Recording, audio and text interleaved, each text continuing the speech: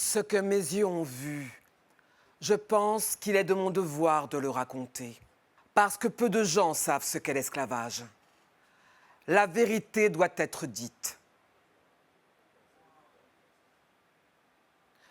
Notre mère en pleurs nous a rassemblés pour partir, Anna, Dina et moi, et nous avons pris la route pour Hambleton, où nous sommes arrivés vers 4 heures de l'après-midi. Nous l'avons suivie jusqu'à la place du marché. Elle nous a placés en rang, dos au mur, devant une grande maison, les bras croisés sur la poitrine. Comme j'étais l'aînée, j'étais la première, puis venaient Anna, Dina et notre mère debout sur le côté. J'avais le cœur qui battait si violemment de peur que je serrais très fort mes mains autour de la poitrine, mais ça ne le calmait pas. Et il continuait de cogner comme s'il allait jaillir hors de mon corps. Mais qui s'en inquiétait? Est-ce qu'un des nombreux passants qui nous regardaient d'un air si indifférent songeait à la souffrance qui tordait le cœur de cette négresse et de ces jeunes enfants?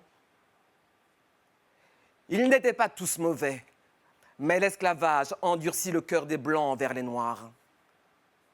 Un grand nombre d'entre eux ne tarda pas à faire des commentaires à haute voix, sans tenir compte de notre malheur. Leurs paroles légères brûlaient les plaies ouvertes de notre cœur comme du piment de Cayenne. Ces Blancs-là, ils ont un cœur si petit qu'ils ne peuvent s'émouvoir que pour eux-mêmes. Le maître des enchères, qui devait nous mettre en vente comme des moutons ou des vaches, finit par s'approcher et demanda à ma mère laquelle d'entre nous était la plus âgée. Sans un mot, elle me montra du doigt. L'homme me prit par la main, m'emmena au milieu de la rue et me faisant tourner lentement sur moi-même, il m'exposa à la vue des gens qui attendaient pour la vente.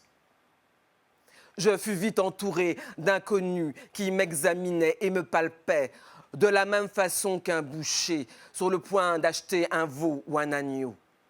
Avec les mêmes mots, ils parlaient de mon corps comme si je ne comprenais pas ce qu'ils disaient.